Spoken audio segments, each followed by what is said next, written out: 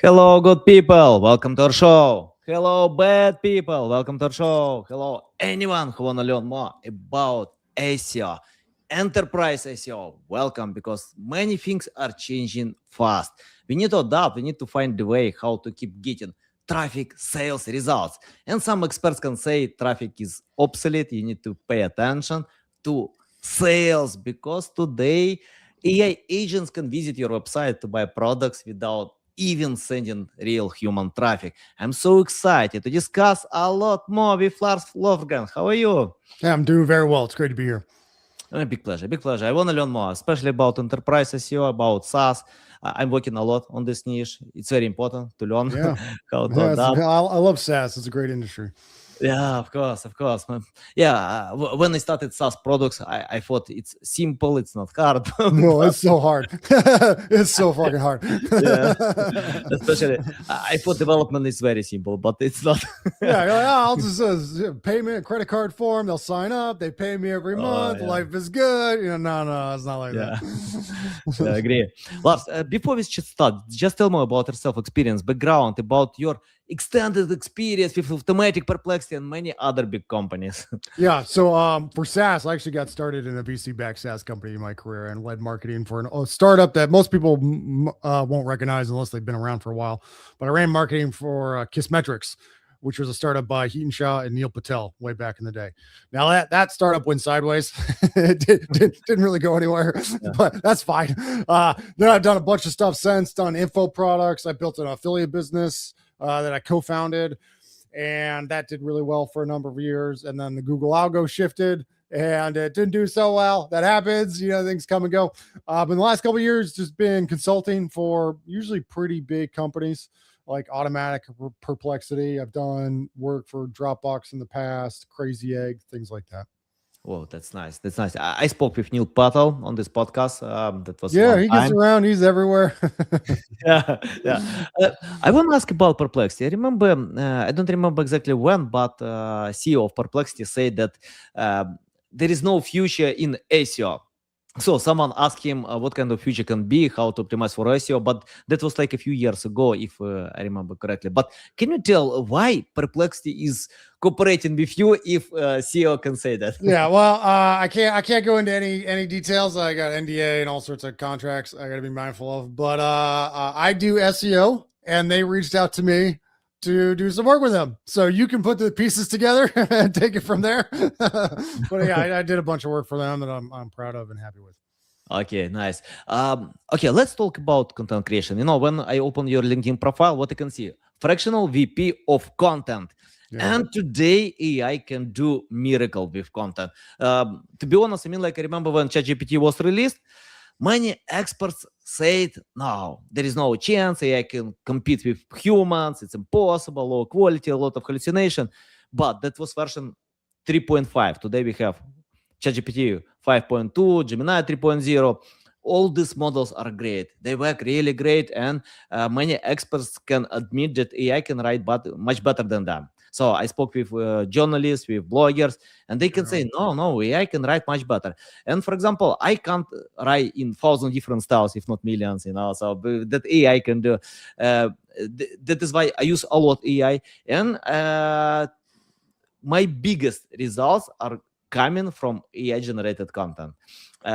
So Yeah. can you tell, what do you think about that? Yeah. So I have a lot of opinions about this. So one, my whole background is content in one version or the other. But really it's about organic growth, right? Like I've always played, I've held growth titles. I've been on marketing teams, and my whole job, my whole career through different business models is how do we get this business growing organically, which generally means content, right? Yeah. So when AI came out, I freaked out. I was like, oh shit, my career's over. I was like, what? Oh shit. What I've seen since then, I actually think there's multiple paths forward for people. I don't think, like, if you hate AI, there's still a world for you in content. If you love AI, there's also a path forward, right? So Mhm. what I've seen happen in the market, like in the past, probably for the decade prior to ChatGPT, the folks that crushed on organic growth and content programs and all that stuff. They basically played the middle in the spectrum. And what are the ends of the spectrum? On one end of the spectrum, you have 100% pure, authentic content, super raw, super vulnerable. It's everything's done by hand. It's done really hard. On the other side, you have like a content mill, right? Content mills are not new. Before AI, we had an army of freelancers in the Philippines doing it. Yeah. These are not new systems. So on one end of the spectrum, you have 100% authentic, raw, real content. On the other end of the spectrum, you have systems. It's 100% manufactured. It's not real. It's just pure volume, right?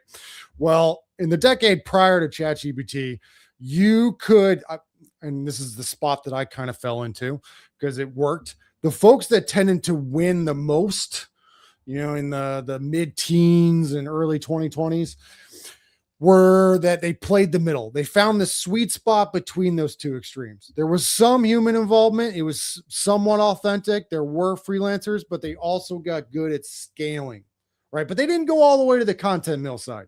The content mills, they did really well, probably in the late aughts. And then they got kind of beat up over time. And like you can smell a content mill from a mile away, especially the old ones before AI, right? They didn't really work as well. They worked in the early days of search, but then everybody got sick of them really fast. Everybody can spot them.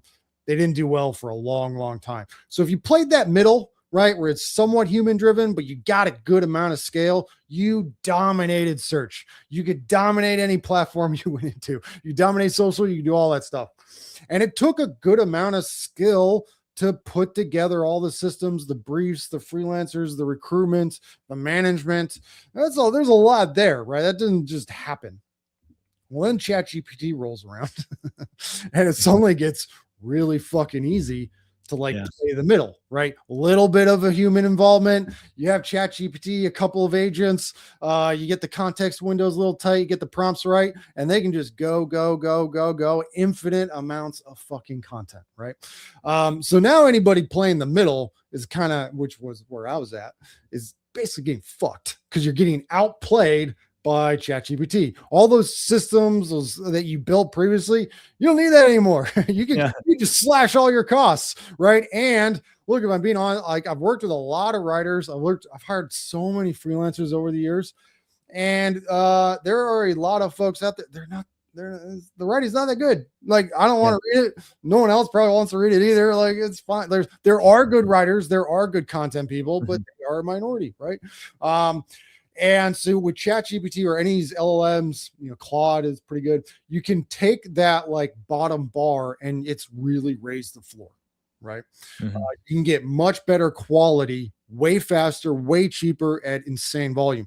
So what I'm pretty tapped in the space. I know a lot of people, and what I'm seeing myself through my own stuff, and everybody I know, is everybody's sort of diverging from the middle to the extremes. Right. So on one end, and this is the end I'm going just because this is what I'm more interested in and I like it more and I have more fun, I absolutely think there is still a place for anybody that wants to go the really hardcore, authentic, we're doing content the hard way route. Everything by hand. Every social post is from me. Every email I'm writing, every blog post I write. Like, the volume is not there because that shit is a lot of work. It takes time. Right? That doesn't just happen. And I got to balance with everything else going on in my life. And there are absolutely people doing similar things. And or even like if you really focus on it, you can get a good amount of volume, but it is an enormous amount of work. If you get across a couple of different channels, if you're in some social channels, if you have an email list, if you're doing all this stuff, if you're coming in through your personal brand, even if you're a founder, if you're coming in on your personal accounts and being really authentic, you can get absolutely outsized ROI from that effort. It's still a thing that I don't think that's going away at all. The other condition is your content does have to be really fucking good, right? And that is hard. Sometimes people have interesting things to say and sometimes they don't, right? Although I think if you get deep enough into a space, you can develop that over time. But if your content's really good, you can still get people's attention.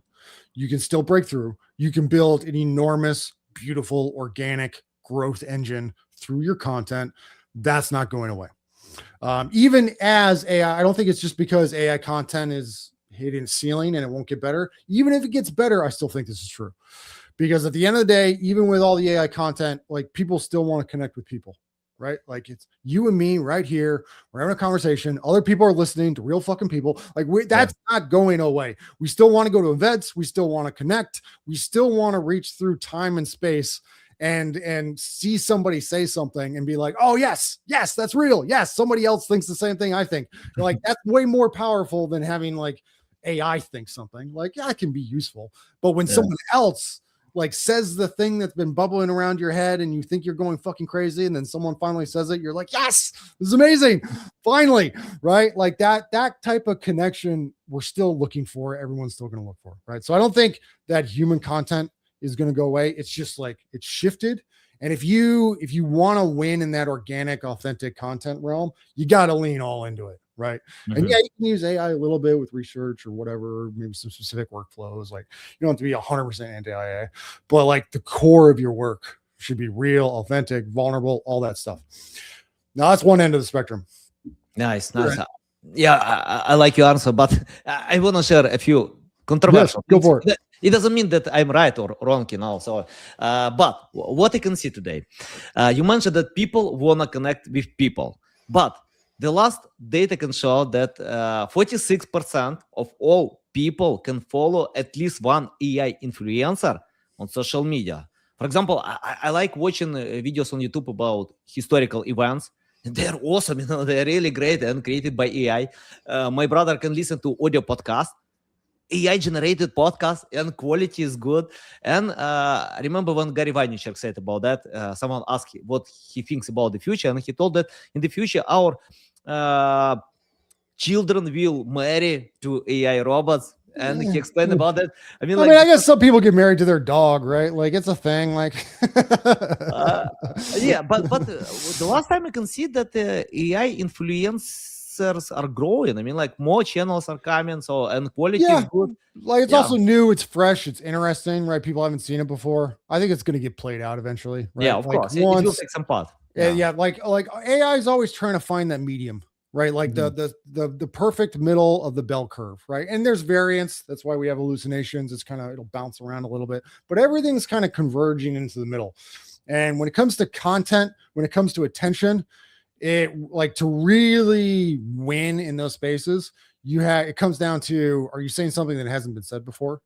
Are you truly differentiating? Is something surprising? Is it unconventional? Right? Those are the stories that break through. Like you open your Instagram feed and there's like some crazy headline of like, holy shit, what you breaks like that. How is this possible? That should not be possible. AI is fundamentally not geared for that, right? So that's just not how it works, right? But people can still do that. So I still think there's a place. I'm not saying that AI content can't work or like we won't. Maybe people get comfortable following influencers. That's fine, or AI influencers. But I also think even if you enjoy following AI influencers, you're still going to want to follow some real people because you respect them. You want to, you're getting some value out of them. You connect with them in some way. Like that's still extremely valuable for a lot of, I don't think that's going to go anywhere. But AI content is still a thing. Like I know people, I'm not going to say the space or the funnel or channel or how it's set up. But I know some folks that are doing a massive AI play, enormous amounts of AI content. It's not an SEO play, but it's all AI and they are winning. They're crushing it. And they're scaling in a way that you wouldn't be able to scale before and getting into markets you couldn't get in. It's all content. It's all AI. There isn't a single writer on the entire team. Right? There's like an engineer, there's someone managing the AI systems, and then they're just fucking rocking and rolling. I know content teams that have B2B SaaS content teams that have leaned very heavily into AI. They make sure they source some real content to kind of give AI context and get somebody to build off of. That's an easy way to like really up level all your AI content. Don't start from scratch. Start with something that's built and then like replicate it and scale it, right? Well, they'll have a very highly paid freelancer kind of seeding guides in a given topical area that they want to do a bunch of informational stuff on.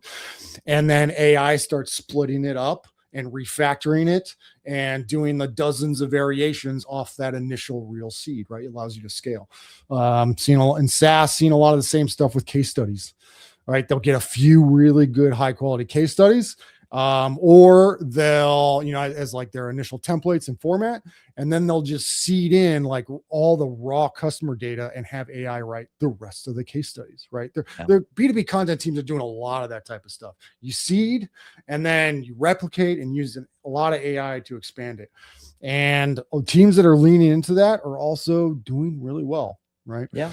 So I think there's both ends of the spectrum can work. You just got to get out of the middle, right? Where it's like half human, half AI. I don't think it's going to work. You either need like, 10, 20% human and like 80% AI, or you need like 90% human and like 10% AI. In some cases, like even in the same company, you'll probably have both, right? Yeah.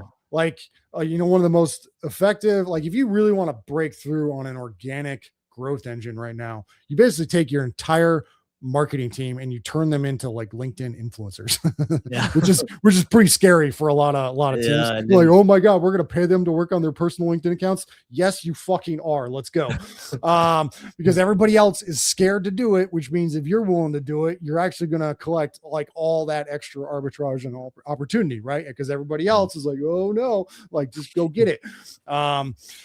So like you could have that, you could have a good section of your marketing team just going ham on that influencer, personal branding, talking about their work. It's like half their job is just like being an influencer, right? It's interesting about social media. I mean, like on Instagram, YouTube, a lot of AI influencers, but on LinkedIn, they check out if you are a human being or not. But I see many humans, including Bill Gates, they just use AI to generate content, and I check out many of his posts, and I found like he uses this M dashes all the time. So basically, you can smell LinkedIn. I mean, if someone puts in an enormous amount of work into their AI content, I bet you like it'll be harder to pull out, and I bet there's people doing that.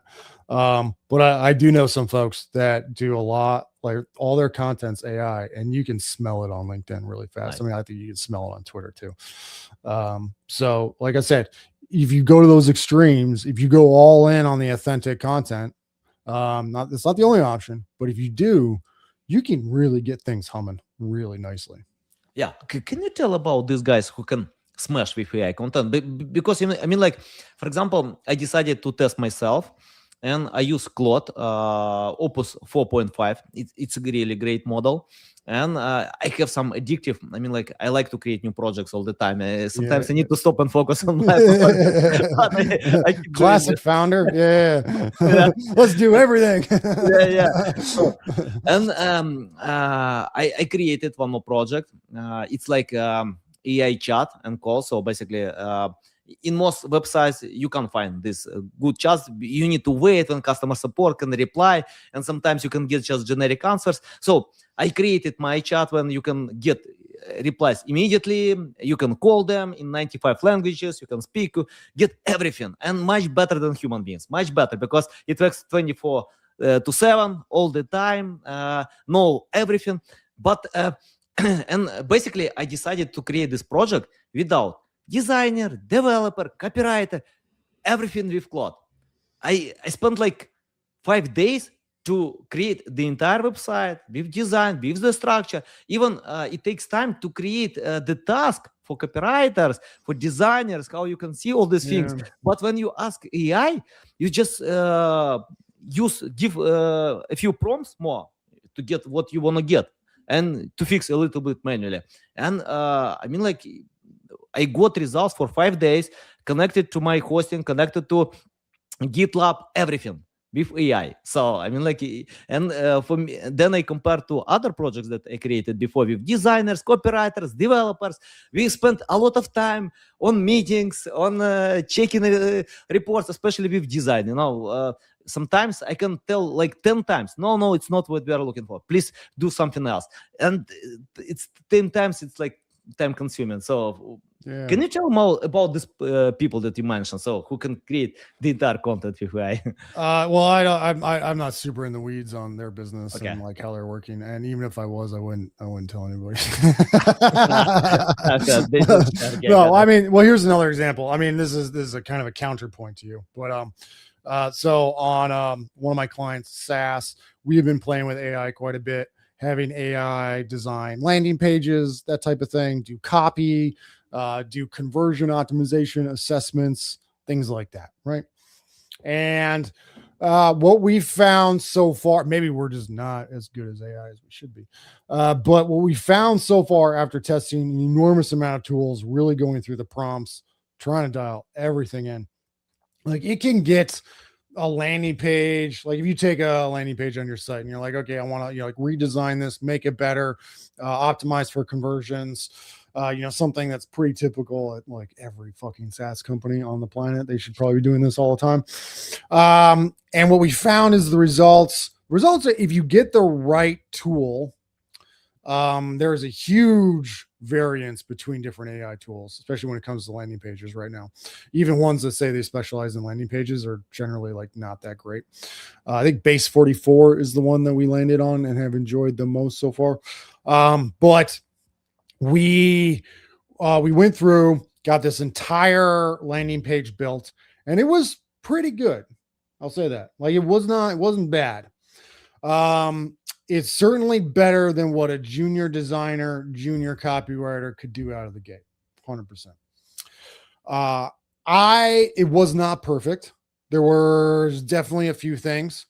And this is an established SaaS company, so there's already a team. There's designers on staff. There's engineers. It's a full actual business, and I still got an enormous amount of value. And the page that we ended up, it's actually in an A/B test right now. The page that we shipped in the A/B test was materially improved by having a full-time designer go through it and actually look at everything, polish it. Same thing with a copy. We had an actual marketer, more of a mid-level marketer, actually go through and say, okay, this was just a draft from AI. Let's actually make sure this thing is nice and tight. We kept the overall framework because we were curious if it would actually improve things, but we just tightened everything up. And certainly on first pass, like if you just look at the versions, it's significantly better now. And we're running an A/B test. I'm actually really curious how it's going to do against our like built by hand page that's been up for a while. Now, so I still see value in having like real professionals go through everything. So if someone's struggling and if like they're trying to get stuff built and they're like, AI is 100% better than my team, my first response is, well, your team probably sucks. So you might need some better folk. I think the space that we're going to get into is like, yeah, and this sucks for people starting their career. I don't know how this is gonna what their options are. But if you're just like below average at your job, or you're just early and still trying to learn things, it's going to be a lot harder to get traction. I still think there's plenty of space and opportunity for people that either through just raw experience and time, or just endless iterations, and they've done their homework and they've racked up a number of reps and they're pretty solid at their job. Their jobs aren't going anywhere. They still need to come through, dial everything in. They still need a prompt AI. They still need to know where to focus and what not to focus on. Having a high quality group of people is still enormously valuable for me anyway. So that's not going to, and I don't think it's going to disappear, but instead of having like one senior copywriter and then, 5 junior copywriters, you can probably get away with just one senior copywriter and maybe one junior copywriter that's like really like ahead of the curve. They punch way above their weight and they're just learning the ropes, and they are on track to be like a beast themselves. Right. Yeah. So I think the dynamics, team structures are going to shift a little bit, and we're already seeing this in software engineering a lot. One senior competent software engineer can crank way harder than they used to be. They can go way further on their own. I think we're seeing that in other skill sets too.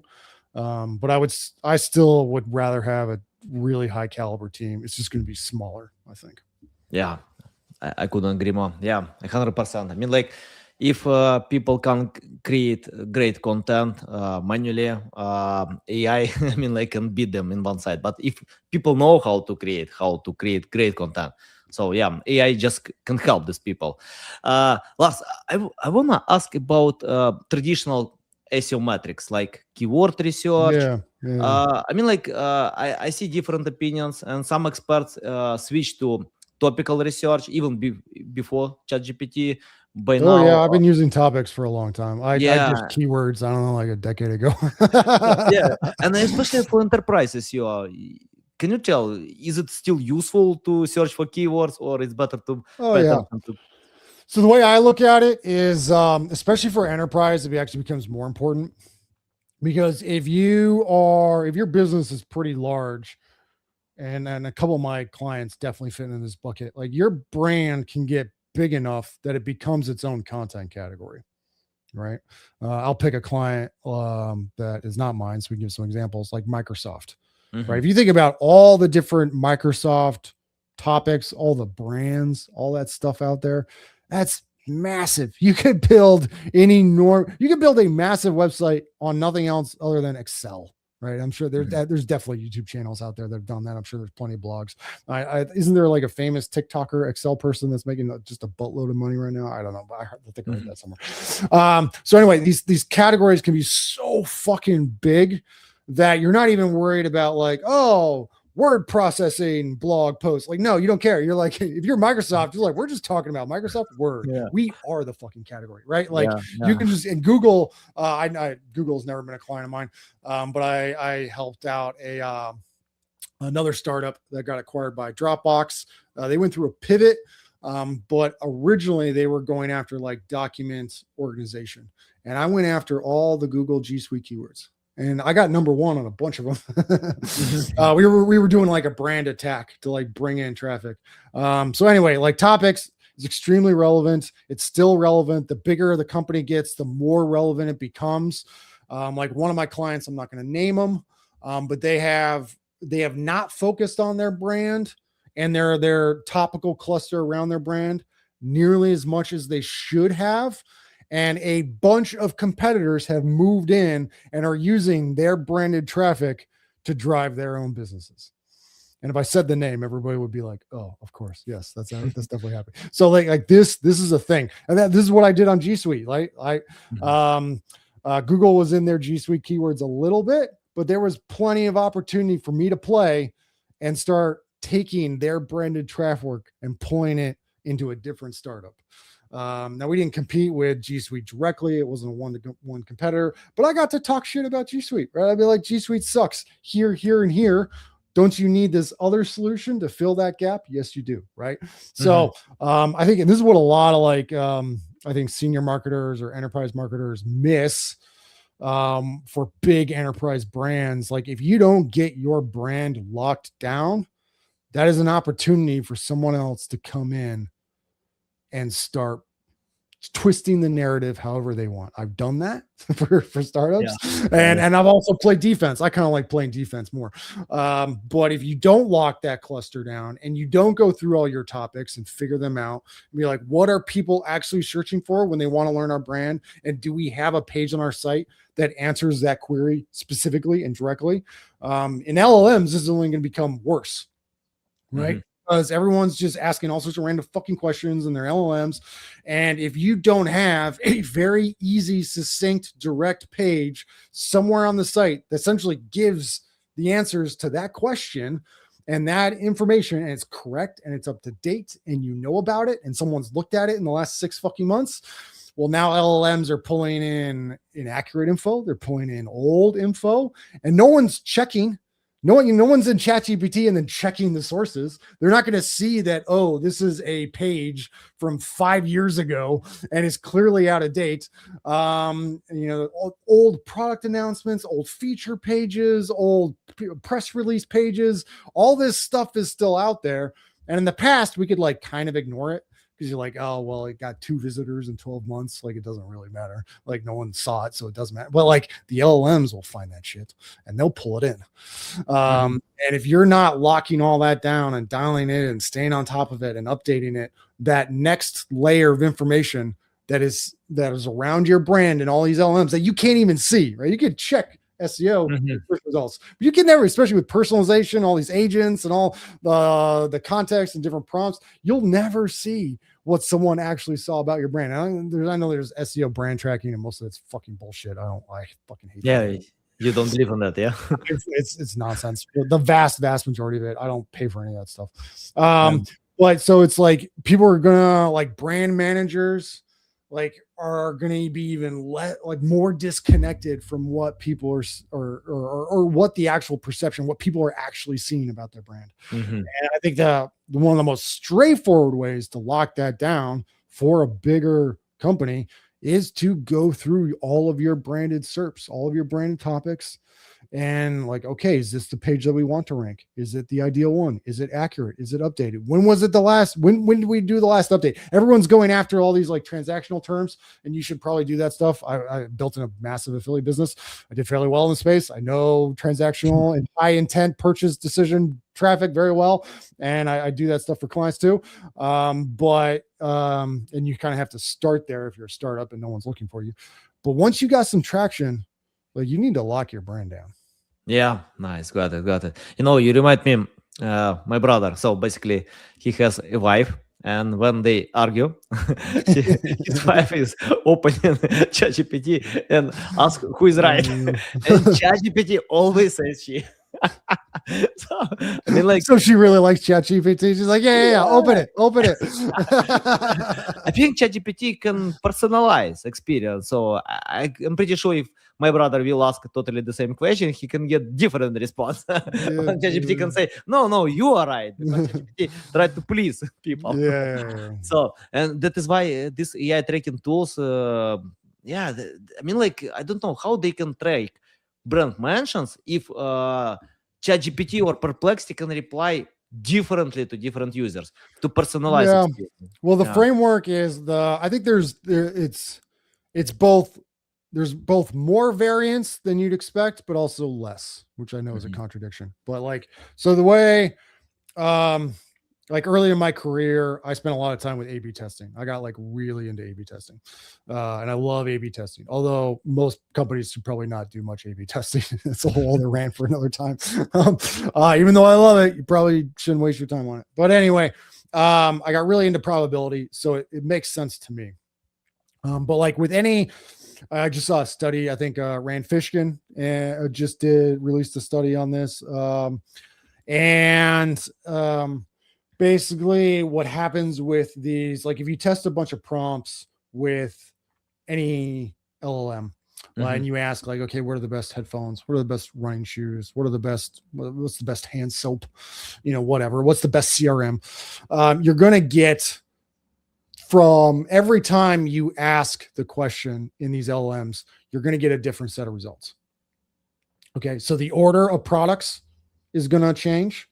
Sometimes you're going to get a list of products or some products, and the next time those products will be missing and be replaced with a different set of products.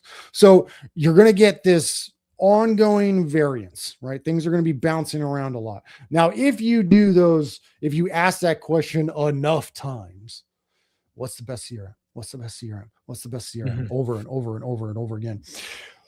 While there is a lot of variance in the results will also converge, right? Like, we can probably think of a few products that are going to show up like a lot.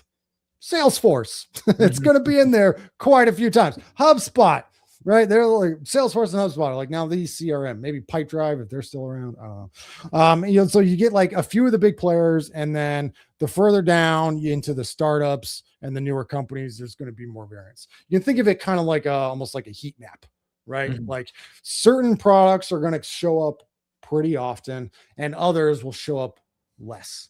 And so when you think about personalization or how things differ from one person to the next, like, yeah, that personalization is going to produce some of that variance, but there's also just baked in variance all the time. And like, I don't really care what happens to like what the rankings are or which products get mentioned on one result. I'm more of like, can we increase the odds in all this variance and all this noise and things bouncing around? I want to increase the frequency that my client or this company or this brand is getting mentioned, and how can I do that? Which there's a lot that goes into that. But that's how to think about it, right? It's frequency, it's probability.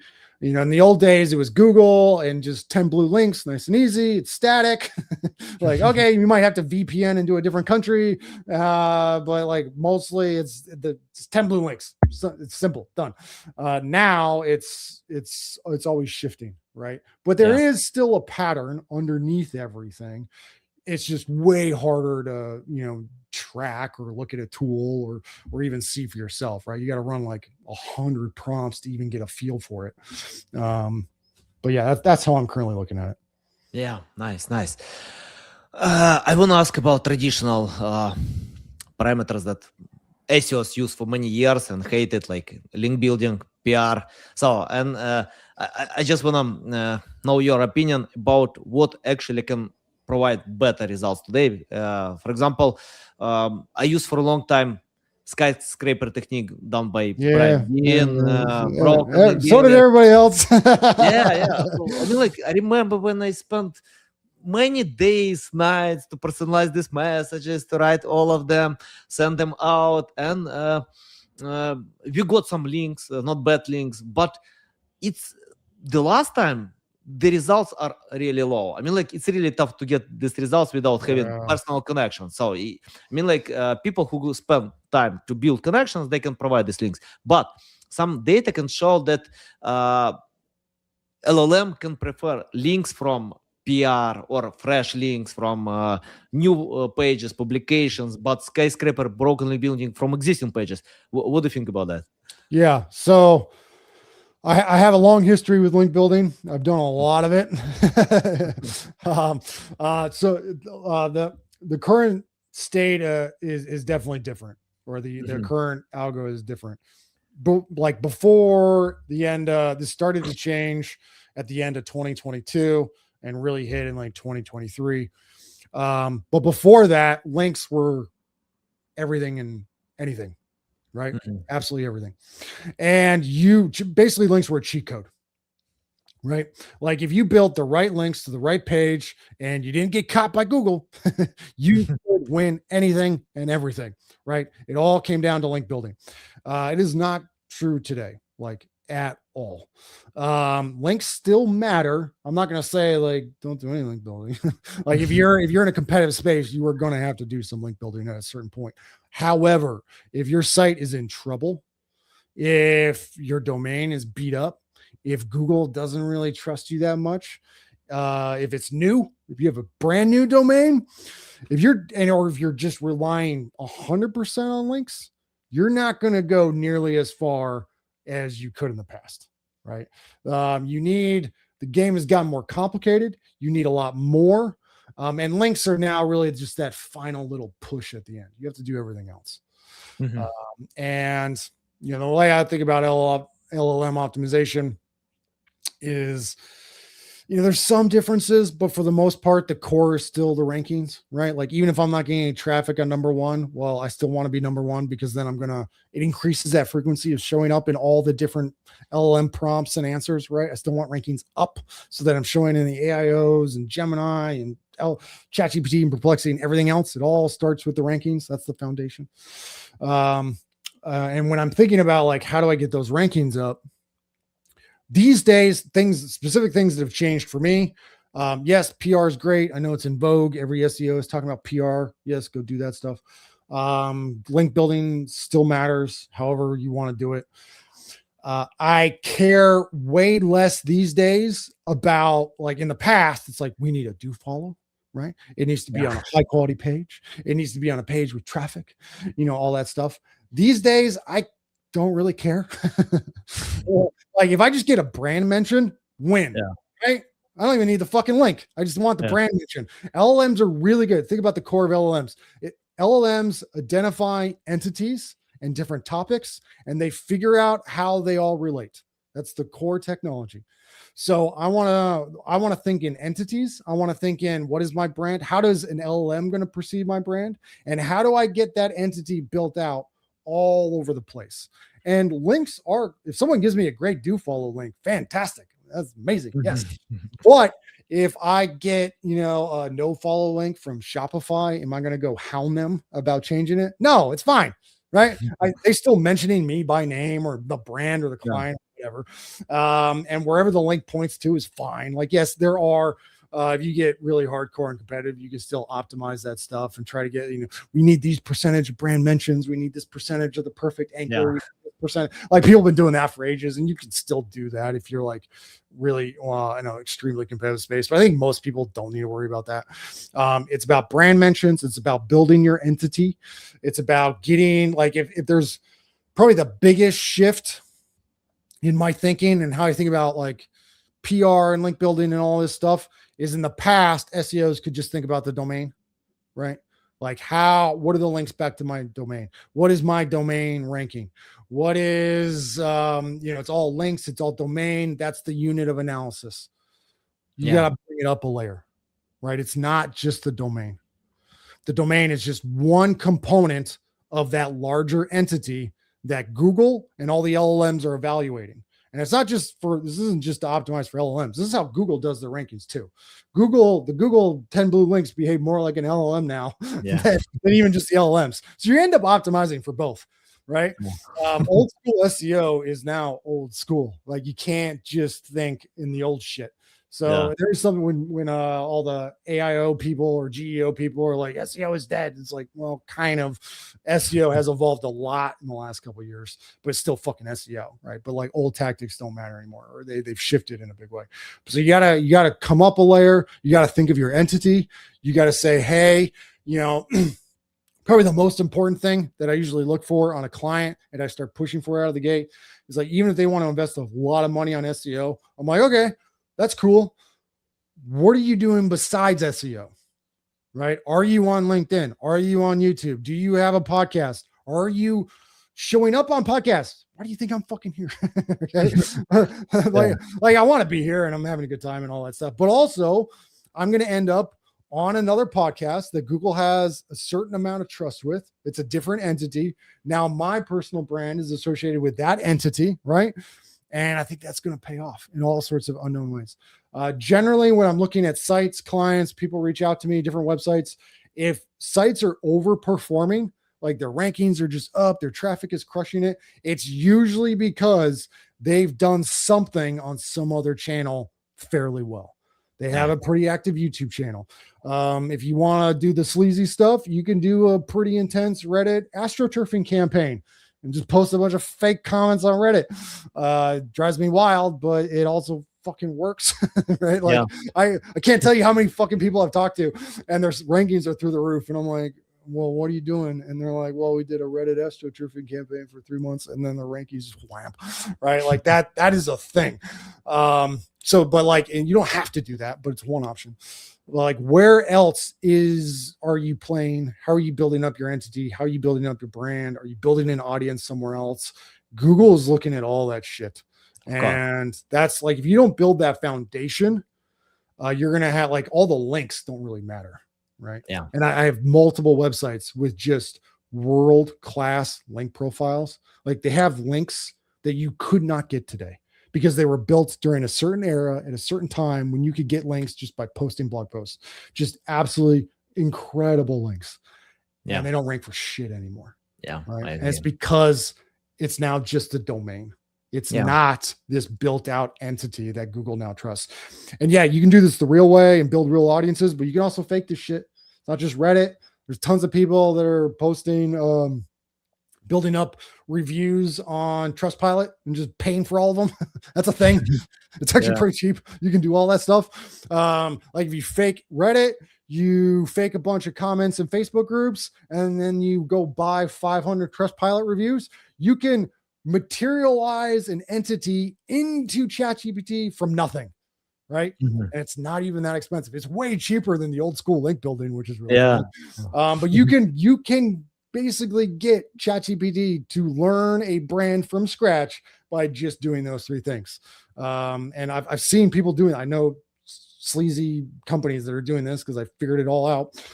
Just search for like Lars Windows key and it'll come right up if you want to like case study. So anyway, the game has evolved. There's differences, there's similarities, but That's Yeah, how I I approach agree. PR and link building. Yeah. I remember when my PR manager said to me, we wrote a bunch of studies, press releases, we distributed all of them. And when she got mentions on CNN, and it's the first time from 16 years of her experience when CNN replied, and then to put this mention, then we got also a link from Forbes, no follow link. And that was a big success for this press release. We sent this report to the customer, and he replied, "No, it's not even the link on CNN." And for you guys, I was surprised. You can't get do follow. You can't get do follow link from Forbes. It's impossible.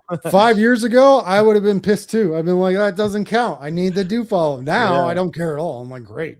Yeah, 100%. It's like obsolete. It's obsolete because if you get mentions, because GPT can read everything, even learn from videos, from podcasts, listen to specific episode, time frame, and can mention that. Yeah, it's impressive, really impressive.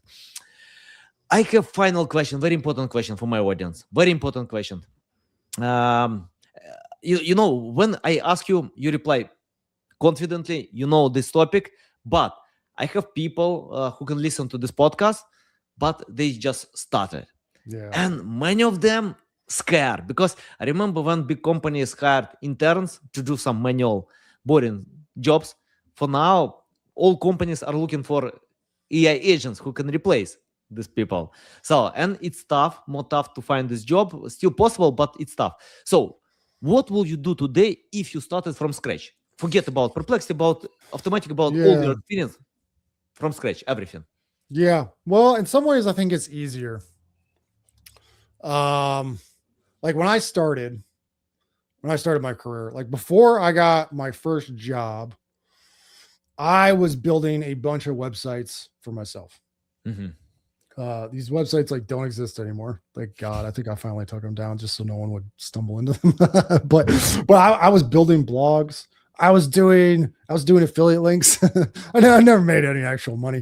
I had Google AdSense. I think I made like maybe I remember when I finally tipped over that $10 threshold on AdSense to finally get paid once. So I was doing that shit before I had a full-time job, right? And like the first actual job I had in online marketing, Neil Patel hired me. That was my first job, my first real job. Mm-hmm. And Neil's a crazy guy. And so the interview still never had an interview like that since. But somehow got on his radar, and we got on an interview, and he basically asked me like 3 questions. This was back when he was working on Kissmetrics, the analytics startup. And he asked me 3 questions, and he was like, Lars, Lars, do you have any experience copywriting? And I'm like, yes, I've done a bunch of copywriting for clients because I'd already been freelancing and hustling on my own before I had a full-time job, right? So I'd already done a bunch of copywriting projects. These were small shops. I did some copywriting for like local CrossFit gyms. This was not big things, right? These are very small, but it was still, I was doing work for someone somehow. I hustled my way. It was cold outreach. I did there was nothing easy about that, but I was able to tell Neil, yes, I have done copywriting work and I got paid for it. Okay. He didn't ask me anything about the details. Thank God. So and then he moved to the second question, which was like, well, do you have experience with Google Analytics? Good question to ask. He's running an analytics startup. Marketers that work there should probably have some experience with analytics. And I was like, yes, I do. I'm certified in Google Analytics. I don't even know if they still have the certification, but back in like the early 2010s, Google had an entire certification program for Google Analytics. I did that shit. I got the little certificate. I was actually joking around with someone yesterday that I should frame it on the wall, and that'd be pretty funny. Anyway, if you read, like, it wasn't a hard thing to get. If you read like one Google Analytics book and then took the time to do the test, which cost like $30 or something, you could get the little certification, right? But I was able to, like, I had the cert, so I could tell Neil definitively, yes, I'm certified. I probably know more about Google Analytics than anybody else at your company because I did the fucking homework. And then the last question he had for me was like, do you have any ideas on how to optimize the Kissmetrics blog? Which was actually also a very good question, right? Figures out really fast whether or not I'm following Kissmetrics, whether I know what they're doing at all, whether or not I can come up with something interesting that they haven't tried before. And because I'd been just taking in the fire hose of online marketing, I came up with 3 ideas. I don't even remember what they were. The first 2, he was like, nope, we tried that. Nope, we tried that. The third one, he was like, oh, that's new. Right. And I think that's what clinched it. Right. Yeah. So if we take a step back, how is that still relevant? Well, I'm still doing my homework. I'm reading as much as I can in the space. I'm learning as much as I can. I love reading books, but you don't have to read books. If you just want to demolish YouTube videos on the space that you're trying to get into, you're going to know more about that space than a lot of the people that are already full-time in that fucking space. Right. If you want to, like with AI, start building AI shit. Right. Yeah. Start take that skill set and get good at using AI with that skill set. Boom. You are now ahead of the curve of every Gen Xer and millennial. And if you spend 3 months doing that, right, you will be better than a lot of them. Right. And there's nothing keeping you from doing that. Just like in the early days. Yes, I didn't really have any money at all. But I still paid for web hosting. I was still paying for the certifications. I was still paying for books. I found a way to pay for that stuff. And I still did a lot of cold outreach and just hardcore hustle with any client that would work with me on anything just to start figuring shit out. And I got every win I was able to turn into another win. Right. I think that overall path, AI hasn't changed that. If anything, it's just opened more doors because you can do more on your own. Right. You can vibe code your way pretty far and you don't have to, go learn CSS from scratch. Yeah. Although it's probably useful if that's relevant to your career that you want to go for. But you can learn things way faster with AI if that's a learning modality that connects with you. So I think you have a lot of options now. And I don't think the doors are closed. You're just going to have to put more proof on the board. You're going to have to get wins on the board somehow instead of just walking in as a fresh intern. Right. You got to do something. You got to build something. In marketing, go build a website, go build an Instagram channel, go build something. That's an easy way to get in the door. Prove it. Marketing is easy. Software engineering, same thing. Go build something. Anything. Yeah. Design, also easy. Build a fucking portfolio and keep working on it until you fucking close a client. Eventually, it will get that traction. If you as a founder, go start something, anything, right? And then even if it fails, you've still you've proven something, right? Yeah. That's always been my hack. I've always defaulted to that, and I still think that's viable. Nice. Yeah, I agree. I think I remember when we had an Instagram content creator and we got 2 candidates and first girl showed a lot of certificates, a lot of documents, high degree, many things. And second girl just showed her Instagram account. Yeah, that's better. Yeah, the certifications can help, but really it's the proof, especially social media. If you want to get into social media, have you built a social media account? Of course, yeah. That's kind of important. Yeah. We hired the second girl. I don't care about all these certificates if I don't see your job, Yeah. But the second just did her job. I don't know if she got the certificates, but what she did, that was real impressive, So, yeah, completely agree. When I started to get any knowledge, I should go to library. Today you can use ChatGPT, YouTube, Google, many resources. And the best thing what you can do, just execute, implement. Everything what you've learned, just implement. For me, it's better.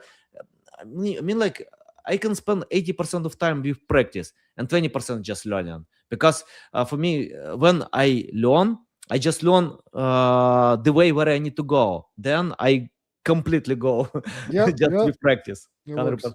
Lars, it's a big pleasure to get to my show, to learn from you. I love this experience. Very valuable. Yeah, really enjoyed being here. Thank you. Yeah. How to keep learning from you, how to reach out to you, how to follow you. Yeah. 2 places. I have a newsletter at larslofgren.com. That's the best way. Also, I'm pretty active on LinkedIn. You just search for Lars Lofgren. My LinkedIn will come up, or find me on LinkedIn.